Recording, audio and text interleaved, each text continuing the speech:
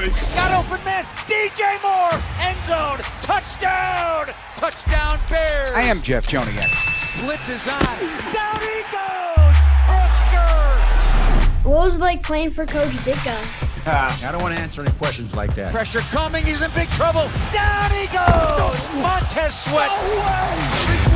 And etc.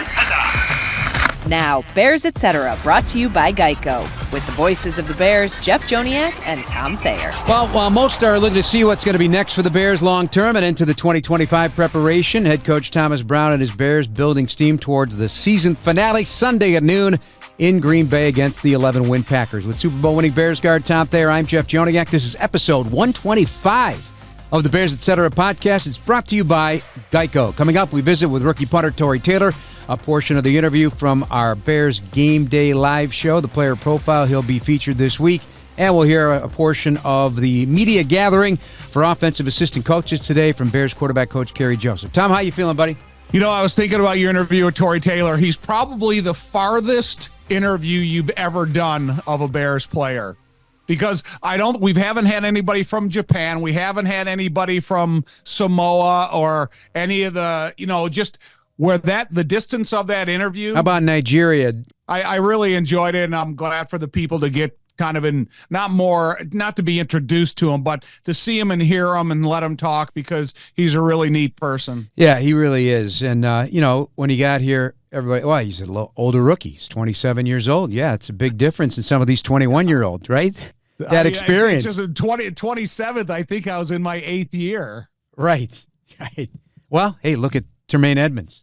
So let's talk about the injury report for this real quick. Looks like a little sickness going through the building a little bit. Larry Bourne was back at practice as we taped this interview on Thursday afternoon, but a couple of guys still dealing with it. Roma Dunze, he did not practice, and now Kyler Gordon also. So it must be a bug going around. There's a lot going around. Just don't get the norovirus, because that's wash your hands. Yes, what exactly. I've been reading about it, because I got it a couple of years ago, and it was something that I awfully fought through during the late winter, early spring. And so I've been reading about it, and I've been washing my hands just repeatedly and drying them with a paper towel rather than a cloth Wow, towel. you're doing your homework. I am. That's digging deep. Oh, while you're at it, what's the weather forecast at Lambeau for a noon start? It's 6 for a low, 22 for a high. It's going to be windy, and the peak heat of the day is going to be about 11 a.m. So it's not going to be comfortable conditions by any means. They said it should feel from 0 to 15. Any snow? No, not necessarily during the game, but I could be wrong there. But this is going to be a mental challenge to go out there and want to put on that uniform and play with pride. And I don't know what the Packers will do. I mean, they keep talking about, they got to get that down to the details. Some of the details have gone sideways for them a little bit. They've only lost to 3 teams. They have been to lose twice, though, to the Lions and the Vikings. So they can only go down one spot. I think they're the 7th seed now. They can only go to 6th if some things happen in front of them. However, they've talked a little bit about what they're, what they were following in other times when they had home field advantage and such, and it always came back to haunt them. So I think every coach, no matter how much you do it, even including a guy like Andy Reid, is always searching for the right answer. How do you handle your roster in the last week or two of the season? And no bigger story in the NFL than Saquon Barkley. Here's a guy that has a chance to set a record that very few people will ever have the chance in their football lifetime. And they're going to forego that attempt at that record, and he's going to sit it out. Right, in the name of trying to stay healthy and win a Super Bowl. So that's the Packers either are going to play the Eagles or the Rams. So, you can't, pick your poison. You got to go out and do what you got to do to get ready for the playoffs. So they're going to be a 6 or a 7. Now, if you were being an analyst about this, who would be the opponent you wouldn't want to face if you're the Packers? The Eagles or the Rams? I would rather not play Philly in Philly, because the support of their fans are not going to sell tickets to Green Bay. In L.A., there'll be 3/4 Green Bay fans there. That's a good and it'll be like a mini vacation post-holiday home field advantage for the Packers. Interesting analysis from Big Tom. We're brought to you by PNC, official bank of the Bears. A lot of injured players for the Packers. Most notably, Jair Alexander still working through a knee. They put him out for the season. Maybe if they made it to the Super Bowl, he might be ready to go. But a PCL tear, a couple concussions, ankle injuries from the defense and so forth. But overall, let's talk about it because Jordan Love is now doing his job of protecting the football. 6 straight games without an interception because the interceptions were starting to mount a little bit. But what I've noticed on every bit of analysis of the Packers, Tom, is, and this is leading into not so much about this game, but about the Bears' future. Because we've been talking about scoring points for a very long time around here. Not just this season, but years. The Bears have not been able to score enough points to stay competitive in a highly competitive offensive league. And the Packers are scoring points at every turn. They score quick. They score quick drives, less than 4 plays, boom, they're on you. They score in the first quarter. They score in the third quarter. They score at the end of games. They score off turnovers. They are scoring points. And so is the rest of the division. Right, but, go look at the rest of the division and you look at the lack of vertical threat by the Bears. Because we were reading a stat the other day on Bears Game Night Live about Caleb with passes over 20 yards. And he had a really limited percentage of success rate where you look at some of those other plays that, the big play to Williamson against the Bears on the play action, the big play to Watson against the Bears the last time. That's where the Bears have to get. They have the components. They have the Roman Dunze. They have a Tyler Scott. They have a DJ Moore. Cole Kmet for that matter when you look at the other tight ends within the division.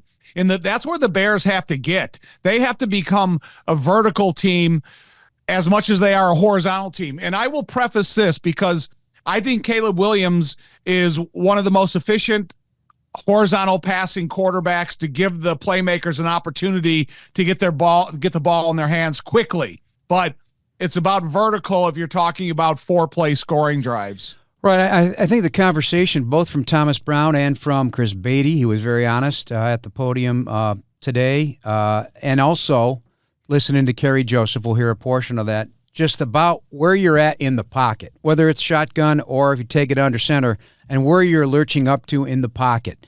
They mentioned Patrick Mahomes on a deep drop, giving him more space to lunge up in the pocket as opposed to a short lunge up in the pocket, and now you're bumping into the pass rush, or you're bumping in your own. That makes sense to me. How does that work for you, and how do you coach a quarterback to do that in a way that gives him more time in the pocket to lurch up there? I agree with everything you're talking about because life in the pocket is unpredictable and it could change every single play depending upon the down and distance and the type of rush that they're going to put at you and where is the vulnerabilities of your protection. But it's part of getting your quarterback within the same system for a number of years so they know it so perfectly that they can make a decision how to create life in the pocket without having to think about it. And when you talk about those other quarterbacks who have showed evidence of that, it's about being in that system for a period of time. And listen, I think Caleb has got really clever feet. He's got a lot of different accuracy with the different arm angles. He's got vision that he can use the entire width of the field. So all the components that a quarterback needs to have success at what you're talking about, life in the pocket, he's got it. He's just got to be within the same terminology over a number of years that he repeats it so much that he knows it better than anybody else in the building. All right. That's why I don't love all the change. And some of it's necessitated, obviously. But the change, everybody always clamors for change, but that does not help your it does not help your young quarterback. It doesn't happen, every few years if you're making changes, you're just delaying growth, in my opinion. I don't care how good you are. One example, my example is an offensive lineman.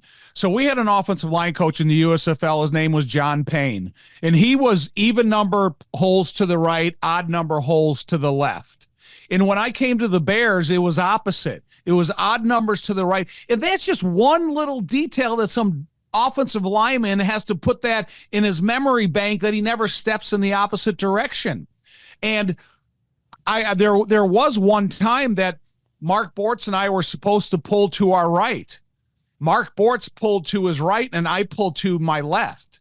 And we had a collision right behind center. So, listen, man, the quarterback has got 1,000 more things that the offensive lineman has to understand.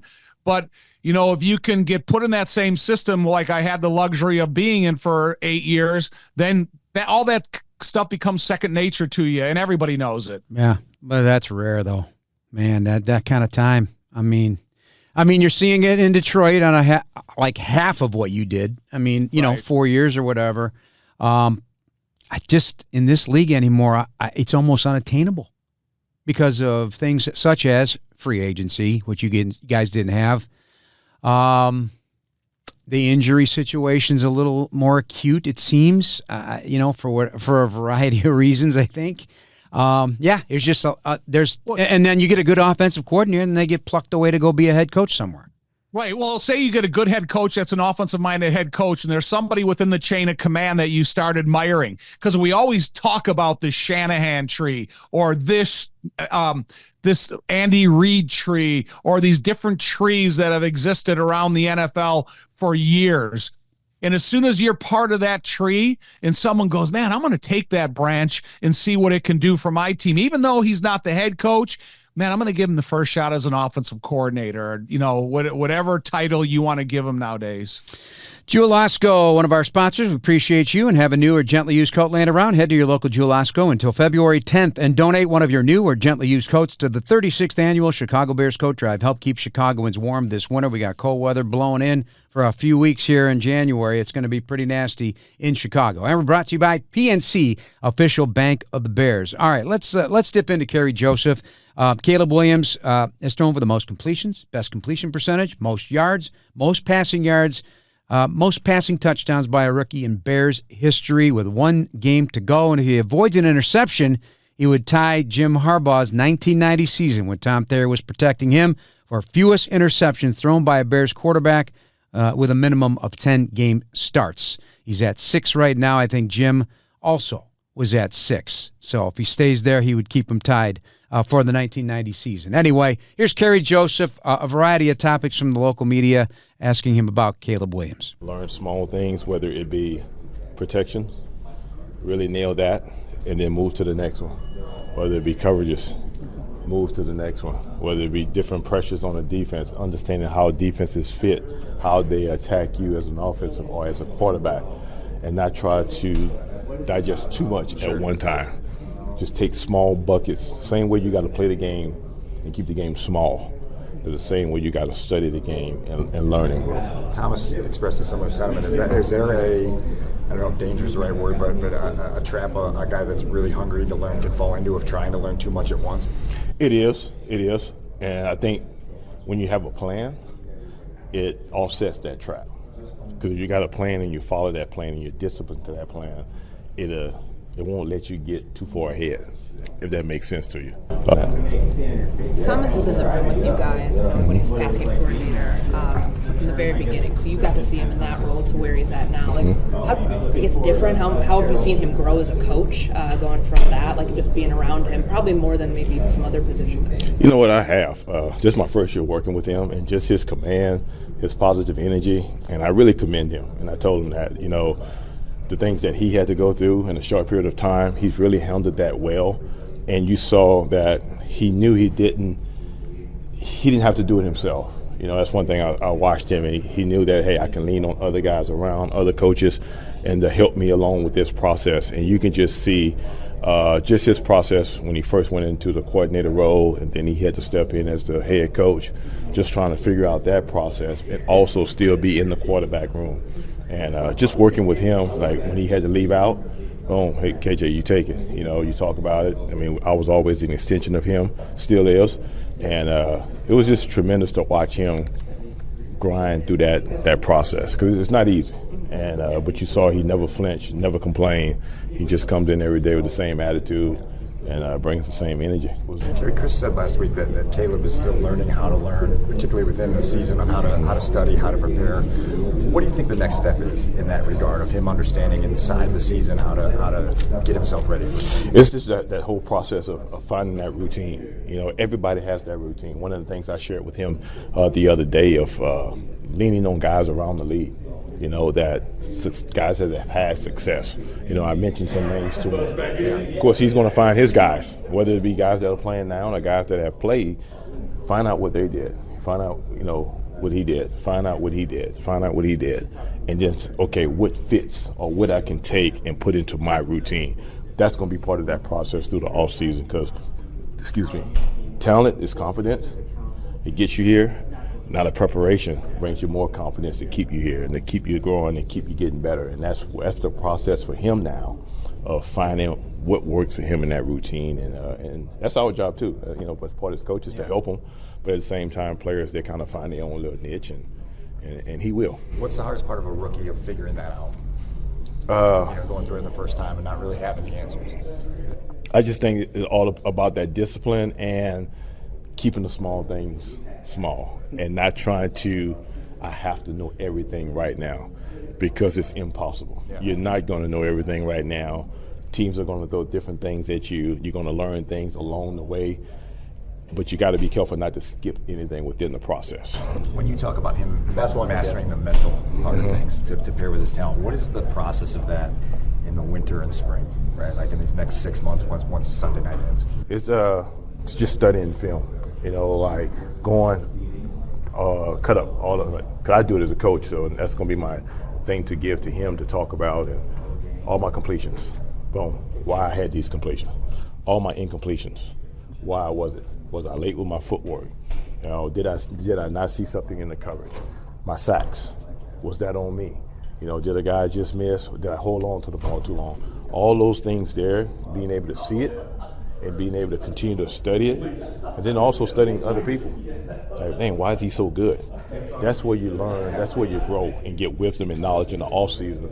And then now you bring that back to OTAs. I think you just got to study, you got to be a student of the game in the off season also. What are your takeaways? Kerry's been around a lot of offenses as the player and a coach. He's been around a lot of quarterbacks that go about their business differently because no two quarterbacks are exactly alike. He talked about the examples that maybe Caleb should go in research and get to know or pick their brain or get an understanding about how they go through their learning process, whether it's for a game, a third down, a particular type of defense. And he talks about the tons of different details that a quarterback must master in order to become a quarterback that has the talents of Caleb. And that's what we sit here and talk about weekly, about how talented of a kid he is, but how long that he needs to be digesting this volume of quarterback information so everything becomes second nature to him. And it sounds like, you know, you don't get time off. If you're the quarterback, never. It's one thing you guys would take some time, maybe a short period of time, and hit back in the weight room. But this is different. It's that plus studying tape, plus studying coverages.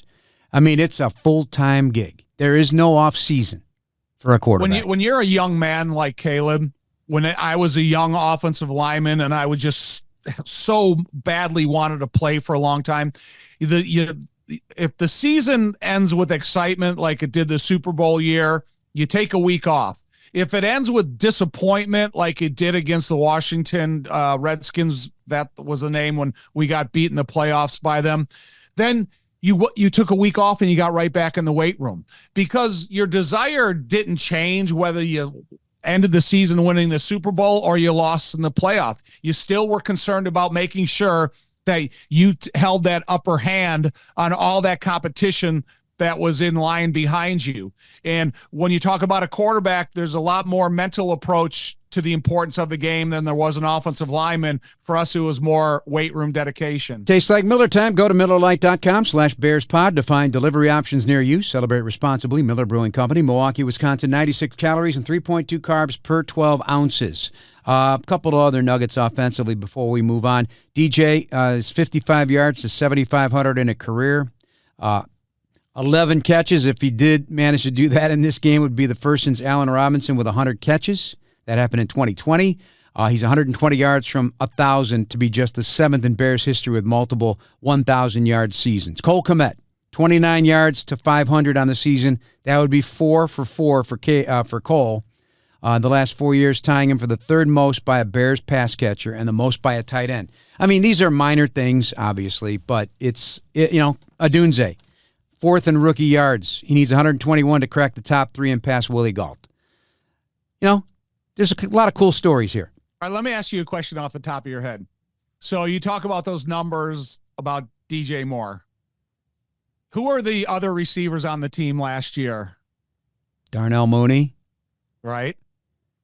Let me. The only reason I'm asking you this, Jeff, is because Darnell Mooney was coming off of an injury. DJ Moore came aboard, and he was the most targeted guy, and everybody was in awe of him. Now you step up 1 year, Rome Odunze, Keenan Allen, more targets to Cole Kmet. So it's not that DJ Moore hasn't been less effective in this offense. It's just that the ball is distributed differently than it is when you have DJ Moore. Oh yeah, there's Darnell Mooney, and who else was out? It's right. Just different. It's just different in the way that you focus on DJ with other receivers. Our Geico gives you more football stat of the week. The Bears entering Week 18, Tom. Just 14 total turnovers this season. If they manage to stay fewer than 19, and God forbid if they give the ball away 5 times on Sunday, they would set a franchise record for fewest turnovers in a single season in franchise history. It's pretty impressive. Yeah, it is. It's amazing. It just tells you a little bit about how protective Caleb has been with the football, making sure he just doesn't needlessly throw it into an area of interceptions, and that all the other guys that had carried the ball, once they had it in their hands, receiver to running back, they all protected the football. So it is, safety is a key ingredient in all of football levels. Blue Cross and Blue Shield of Illinois, right here at home, driving access toward healthier communities through it all. All right, here's one more stat for you before we get into Tory Taylor. The Bears, number 3 red zone defense, that's been consistent all year. Number 7 red zone offense in the league. They just haven't had as many trips into the red zone to take a big advantage of it. That's where we get back to that whole scoring points thing, right? But listen to this. They're in that top 7. 5 ahead of them are playoff bound. Right. You can venture to guess who those are. And Cincinnati could sneak in. So if Cincinnati gets into the playoffs, not Denver, the top 6 teams in red zone offense are playoff bound. And then the Bears are sitting there at 7. So it's not like it's been all bad. I know it's not been good enough, and they need to score more points to be competitive in a very high-scoring division now with the Packers, who've put up a bunch of 30-point games, obviously the Vikings and Lions, and that is not going away. So whether the season ends today or it's in the next year, that division is going to remain a high-scoring division, in my opinion. Well, then to me, that makes me think of Caleb. So where is my focus? Where is my intentions of focus during the early part of this offseason? It's going to be studying red zone defenses and red zone offenses. And because I think when you talk about the Bears and how they can score more points, how they can get in the end zone more, how can you be more efficient and effective in that area of the field? I think that's one of the elements of improvement, that if this Bears team improves offensively in the red zone, with as stingy as their defense is played in the red zone, you're talking about elevating to wins. But this is just it. They're not turning the ball over. Right. They're not getting hurt that way, and they're doing well in the red zone. So it's what's happening between the 40s. I don't know. I mean, when they keep, it was a lot of self-inflicted wounds. We know what they are. Self-inflicted wounds, falling behind the change, negative runs, negative plays, false starts, all that business. Sacks, correct? Yeah. Offensive line injuries has been a hindrance too, because, we've used all those words about what they need to do to be a more well-oiled machine on offense. And when you have those interruptions on the offensive side of the ball, especially in the offensive line, it does hurt you. Good news, Chicago. United Airlines is getting brand new planes with all the bells and whistles like Bluetooth connectivity, screens at every seat, and room for everyone's roller bag. United proud to fly the Chicago Bears, and you too. All right, Tory Taylor had a chance to sit down with him. Wonderful guy. 5 punts inside the 20 against Seattle, tied for the second most by any Bears punter in a single game since at least 1991. He's fourth in punts inside the 20 in the NFL and has blasted the Bears' rookie record with 32. Let's dig in more and see what's going through the Aussie's mind about his rookie season here in the NFL. You going to Australia next week? I am, yes, next Wednesday. Yeah? Yeah, for a week. So Think I'd like that place? Absolutely. I mean, I'm going to get there, and it's going to be about 80, 90 degrees. So, yeah, I'm excited for that for sure. Nice. It's on the bucket list for sure. Yeah, that's what everyone says, but I haven't met many people that have actually gone. No, it's so far. It is hard to pretty get far. to. It is. Yeah. Did your parents get to see a lot this year? Did they? Yeah, so they've come out they've come out the last 3 years. So they come out for usually the first month of the season when it's nicer weather.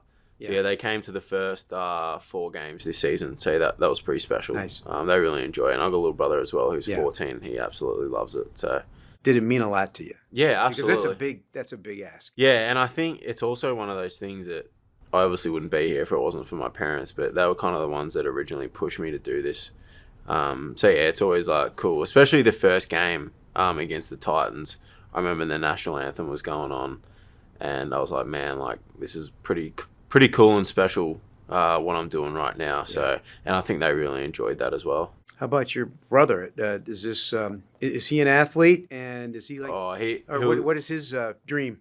He'll say is I wouldn't really say any of us are really good athletes as such, but I think he does eventually like want to do what I'm doing, but I think he thinks it's all pretty smooth sailing when he comes over here for 2 or 3 weeks and sees what it's all about and sitting in the stands. But there's a lot more that goes into it. So, but hopefully one day he'll follow my You'll have to footsteps. explain how the sausage is made. Yes, right? Yeah, exactly. Yeah. Hey, and I'm not letting you get out of here by saying, I don't know how many of us are great.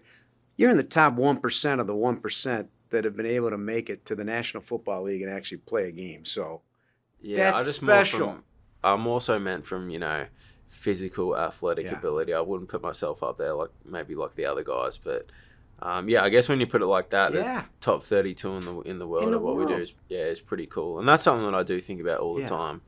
Like what we're all doing is pretty special, but you certainly can't take it for granted whatsoever. No, I mean, and a lot of work went into it. I'm not going to sit here and say, hey, you just rolled out of bed. But granted, you haven't done it for very long. Yeah, but you've kicked balls for 20 years. Yeah, correct? About that. Yeah, American football for about 5. Yeah. Yeah, started in 2019. So. Yeah, but the skill that's involved, the ability to get yourself mentally, physically, spiritually ready to play this very demanding game, and anything can happen on any snap. So. Yeah, absolutely. But I think it's really just one of those things that it just can't really just comes down to confidence and being who you say you are. More so to yourself, and I think that's really one thing that's helped me is just going out there and being myself. I don't need to be Superman or anything like that. I've just tried to enjoy it and be my authentic self and go out there and have fun, and also just put the team in the best situation. Kind of just go out there and enjoy, but more so just I never really want to let my teammates or coaches down or anything like that. So like I said, I really just try and go out there and enjoy it because I'm not going to be doing this for 30 years. No. You'll do something else fun, I'm sure. but have you had, I'm a deep thinker. I'm a look in the mirror guy in the morning, and I'll talk to myself. Okay, because you can't lie to that guy. No, you can't. So are you that tell me what that's all about? Are you a guy that looks in the mirror and says, okay, how can I be my authentic self today? Yeah, I think it's more so that, especially I guess my generation, there's a lot of pointing the finger. Mm-hmm. And I've always kind of thought, well, like, what are you effing going to do? You know what I mean? Like, why don't you just worry about what you can do? Because like I said, so many people just point the finger, and especially in terms of like times of adversity and things like that. But really, it's one of those things that I'll look at, well, I'm not in control of anyone else. Like, I can't do things for others. But what can I do for myself? And really, it's just one of those things like, how can I get better each day? And everything really compounds. So that's really one thing that I believe in a lot. Yeah, you know, the times I've heard you speak, and we've had a few interactions early in the season, you're a straight shooter, aren't you? Yeah. You're a straight shooter. Sometimes I don't know whether that's good or bad. No, I think it's rare anymore. Yeah. Like, I think there's a fear of being a straight shooter. Yeah, I think it's one of those things that my dad always said that you can never get in trouble for telling the truth. So that's one thing that I try and roll with. And like I said, I feel like you really know where you stand with people if you tell the truth. And I think it's also one of those things, like, I'm not here to be liked or loved or anything like that. It's just more about a respect thing, and but more so just treating others well as well. And I understand that I've probably got a little bit of growing up to do as well, and there's probably a few things I've said in the past maybe that I'd like to take back, but nothing too serious. Yeah, we all do. Yeah. We all do. What was a young Tory Taylor dreaming about? Certainly not American football. Yeah. You know, I think as a kid, you're always growing up like, oh, I want to be a fireman, or I want to be a police officer, I want to be an astronaut or something like that. But it's hard to really narrow it down to what I really wanted to do. It's probably more so I always wanted to be in professional sport, like every kid does. You know, you always have dreams and aspirations to make it to the highest level of any sport. But for the most part, it was Australian rules football up until I was about 14 or 15. And then I stopped for a while, and I was kind of like, well, why? I just wasn't enjoying it. I really was not enjoying it at all. And then I started up again in when I was 18 or 19, just finished high school. But then I kind of knew, like, I was just playing local level football 5 minutes from my house, nothing serious whatsoever. And then, joined Pro Kick in 2019. Yeah. And then I kind of thought, I'm not too bad at kicking a football, I guess. Maybe I'll give this a go. It's crazy the way you describe it so nonchalantly. Yeah. When there's, kids like, they may have already put in a lifetime of work just to get here, whatever position it may be. Yeah, absolutely. And that's, but you have a gift, and you've harnessed that gift to the best of your ability to be a draft pick for the Chicago Bears and play in this league, hopefully for the next 15 years, or more. Just kickers and punters last, right? Yeah, you're not doing it for 30. No, but no, you're gonna do it. You're gonna do it a long time. You stay healthy and still love it. That's the other wrinkle. Absolutely. I love this thing. I think that's why. I've said to a few people, like, oh, they always ask, oh, what do you think has led to your success? And I think a lot of it's just like, I love this stuff, man. You know what I mean? Like, I could go out there and punt every day. Would it be the best thing for me? No, but it brings me a lot of like satisfaction hitting a good punt, and I think it's one of those things. There's no such thing as like a perfect golf shot or a perfect punt or anything like that. So that's kind of what keeps you coming back. And it's more so those days when you don't hit the ball the way you want to, and then you kind of itching for the next day to come. So it's really one of those things that, and even just really this season, I've had so many ups and downs, but that's just kind of what makes it exciting. If it was perfect, it'd be boring. Yeah, you probably wouldn't work as hard at it if it came so easy. Yeah. So with that being said, I'm assuming you're a golfer. Yeah, I mean, I'm not too bad. Okay. Well, golfers remember almost every shot, right? And they're around. Really good ones. They remember the club, the length, a whole bit.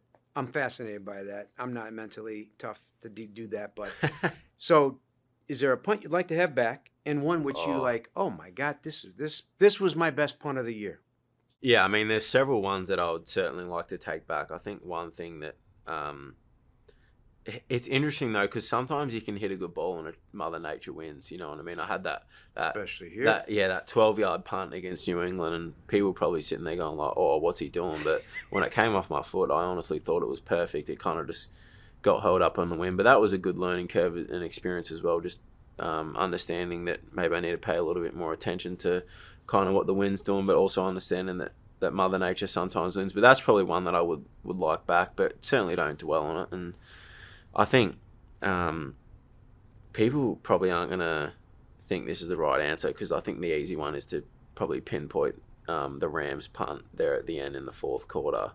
I think it was a 66-yard one out of bounds, but I think it was actually the punt that I had against Washington Commanders in the last quarter, and I think it was like a 55-yard punt out of bounds, but that was more so just a big, I feel like, moment in the game, you know what I mean? And I don't want to get into too many details and things like that, but we had called a certain ball, and the Commanders ended up going double vicing both gunners. So I was kind of like, oh man, I'm in a bit of trouble here. So I just tried to kick it far and as I could out of bounds, and happened to hit a good punt. So that was probably probably might be contradicting what I said before, but that almost was a perfect punt. Yeah.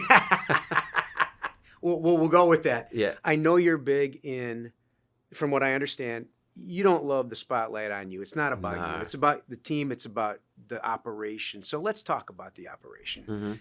Mm-hmm. Beginning of the season, we're thinking, okay, Patrick Scales, Mr. Reliable, boom, he gets hurt. Yeah. Scott Daly comes in, local product. He's your long snapper, and then you're the holder for Cairo. What's that relationship like? It usually is that trio sticks together like family. Oh, absolutely. I mean, they're the guys that I hang out with every day. You know, they're probably the three guys, including Scales, who I'm close with on the team. But it's probably one of those things that it probably goes a little bit unnoticed how important that trio is really in terms of putting the ball through the uprights. You know, I think a lot of pressure is actually put on Cairo because he's the one kicking the ball, but without Scott snapping the ball, nothing can really happen. So Scott's done a really good job this year. I mean, he was in Detroit the last couple of years, and I remember meeting him early. I guess it's last year now, when I was training out in San Diego, and he was a really nice guy. And it's just crazy how things work out. So really lucky to be able to work with those guys, and they're older guys as well, and they've just helped me with a lot of things. And I think what I love about those guys is we're all just ourselves, and you know, we're all here to have fun and put our best out there for sure. Is the losing hard?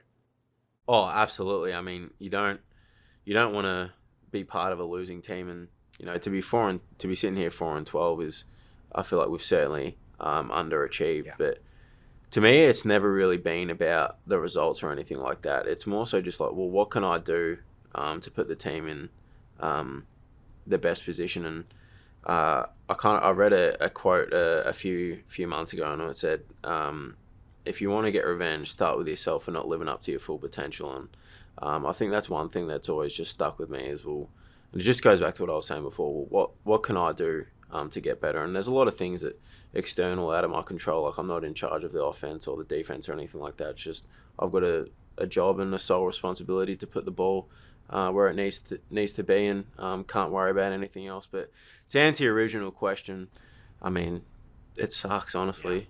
At the end of the day, the NFL's a production business, and Zero-sum business. Yeah, we haven't produced the way we need to, and things are certainly going to change so that we can. But like I said, I'm just worrying what can I do to make the team better. And I think I've probably said it a few times in the past. When all's said and done, I really just want Poles and HT to look like geniuses for drafting me. Well, they did a heck of a job bringing you here. It was an important get. I don't care what anybody has their opinions on. Oh, absolutely. And everybody's got opinions. Oh, for sure. But I love that saying, circling back, I smell a T-shirt. Yeah, I can't. You know what? That says it all. Podcast, something. Yeah, that says it all. Yeah, and I think even you can throw in a few different words and things like that. Yeah. If you're ever angry, well, why don't you just start with yourself? Right. And what you can do, you know what I mean? Because like I said at the start of the conversation, there's a lot of pointing the finger that goes on, especially with young guys around our age. But who's really going to stand up in times of adversity? How are you received in Australia, or you're going to find out? But from what you hear now that you've been here. No, absolutely nothing. I mean, I'll go back there. I'll go back there next week, and I don't think just another guy. Just another guy. Yeah. But I like that, honestly, and so many people ask me, "Oh, do you kind of like being in the spotlight in terms of NFL?" And I was like, "Well, you kind of just have to deal with it. You don't really have a choice." But I'd really just like to be one of those guys that nobody knows about, because that's how you kind of extend your career. You know what I mean? Just going out there and doing your job under the radar. But you know, the funny thing is, you got a great personality. You're a great interview. I've seen many, and you speak your mind, and that's always an enjoyable component to a professional athlete. People like that. So it's kind of interesting that you feel that way. I honestly am very similar to you. So I get what you're saying, because absolutely. I know I'm in a public position, but I like to fly under the radar. Oh, absolutely. So just do my job. As long as get out of the way. Yeah. People are going to be passing judgment no matter what, so you may as well just Be yourself. First job you ever had, what was it? I was working at the golf club. Okay. Yeah, picking up golf balls on the range. All right. Hey, that's what punters, kickers, and what was athletes that? That do. would have been about. I would have started 13 years ago. So it's crazy how life goes by. And I regularly play there when I go back to Australia. So I'll be playing there, a couple of times a week for sure. Very nice. Well, enjoy your time there. Yeah, absolutely. I'm sure you'll be getting back here soon enough Absolutely. to start it all up again. Yeah, for sure. And thank you for taking the time. You've had a great season. Yeah, no, I of know course. individually, we don't look at that, but you gotta give a tip of the cap. Thank you. You've had a heck of a season, and I love the bombs. I love calling them. So keep it going. I appreciate Good that. luck to Thank you. So Taylor also, by the way, number 3 in the NFL in punts that have traveled 50 or more yards. About 51% of his punts have traveled 50 or more yards, just one ahead of Seattle's Michael Dixon. He's been outstanding. There's a lot into it that Richard Hightower says, hey, people are not going to know unless they dig into the math or understand key field position components that impact the offense and the defense in the game. That's why a punter flips the field. He creates field position. He puts people in trouble. And Tory's done that this season for sure. So the Pro Bowl punter for the NFC is the Detroit kid, right? Jack Box. How many outdoor games has he punted this year? Well, it would be 2, yeah. Green Bay, Okay. Green How Bay, many yeah, outdoor right. games has Tory Taylor as a rookie come in here and punted in? I don't have it off the top of my head. difficulty of some of the cold weather outside, some of the windy conditions. Well, he admits Soldier Field's the toughest. Oh, he said he's never seen anything like it. He doesn't have to tell me that. I've been to that field before, but I'm just talking about who made the Pro Bowl and where do they punt on a weekly basis. All right, well, he punted at Washington. He punted in Arizona and then at San Francisco. At San Francisco. Yeah, so those are the outdoor ones. Right. And Soldier and Field. All of the Soldier Field games. Yeah. Then you got preseason in Buffalo and all, those types of things. So, Tory he's exceeded expectations, and I think the best is yet to come for him. Yeah. He understands the role and the importance of a punter and how it can affect field position. So listen to him talk. He's a super engaging kid. Did you get a kick out of him? I wish that you would have set up a surf trip for me, you, and him in Australia. Three of us. I can't imagine you ever having the patience to travel across that kind of water. And I'd go there for a surf trip. You'd have to knock yourself out, big time. And how many hours is it? It's a long time. Yeah, I don't think you can handle it. I know you. It's tough enough to get to Maui. Australia, I don't think so. Yeah, but you can blast me. Yeah, I didn't ask him about surfing. All right, so Bears-Packers, give me a couple nuggets. It's hard to evaluate a last game of the season. By all accounts, from head coach Thomas Brown to the coordinator, everybody's dialed in, feels they're going to be ready to go. And the Packers have beaten the Bears 11 straight times. They're going to be ready to go. I'm thinking there's something about that they don't want to lose grip on that streak, even if it doesn't matter in the big picture. They can walk around saying, hey, you know what, we've owned these guys. That's how they probably think. I don't care about Green Bay. I care about the only thing I would care about if I was a Chicago Bear going in there or put on my uniform would be my performance. Because the thing that could scare you most is you walk into that game and you're not focused. You don't have the attitude, character, enthusiasm that you need to go out and play a professional football game at a high level. And then you think about whatever coaches are going to come in there and start watching tape and evaluating you. And then you go out there and you leave a performance on the field that no one should ever see. And if that's the lasting impression if that is the first impression that a new guy gets to watching you and your performance, I'd be nervous. And that's just, the way that I went through football when they were getting rid of Ditka and Wanstead was coming in and all the other coaches that you and I have been through through our football journey. If I was an active player, man, I would want to go out there and show that this is important to me. Plus, if you're playing, man, you can't do half speed. That's how you get hurt. Right. You better, I mean, they know this. This is nothing that they don't know. I've I've been in a locker room where guys have hid from the opportunity. And when you talk about the emotional impact of Bears Green Bay in Lambeau Field, I hope everybody supports each other. They have a good understanding before they leave the locker room, and it's all for one and one for all. I got a question. You have that attitude, it'll work. Yeah, I got a question in that regard. Since if you've personally experienced that with teammates, how do you view that teammate the next season? As a teammate, I know they're not going to be there. I know they're not going to be there long. I know when times get tough that they're going to be the first ones to fold their tent. When you're asked to do something that's a little bit more outside, that's a little bit more difficult than you like things. I just know that I have more sustainability in my job than somebody else does. Mm-hmm. Because you got to be able to rely on the guy next to you. So if you can't. Got to. Yeah.